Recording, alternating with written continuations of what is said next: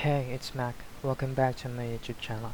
So for today's video, I'm going to tell you how or what is the trick for setting up your Windows 11 if you have a newly formatted laptop or new laptop and set up Windows 11 without internet. This is the right video for you. So here is the internet setup. What you're gonna do is just press Shift and F10.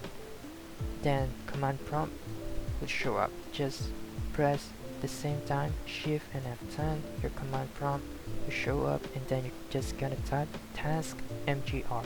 I'm gonna put the text on my description, you can check it out later. And then we're gonna press enter, task manager will show up, and I press something which is gonna move the command prompt window here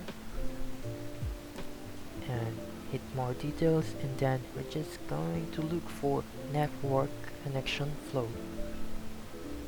Then we're gonna end this task, so it will close the internet setup window. And then as you can see, the background has been changed, and you just have to enter your username, your local username and password if you want to, but just hit next if you don't want password.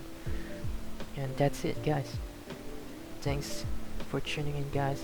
Just update the laptop and that's it. Thank you, guys.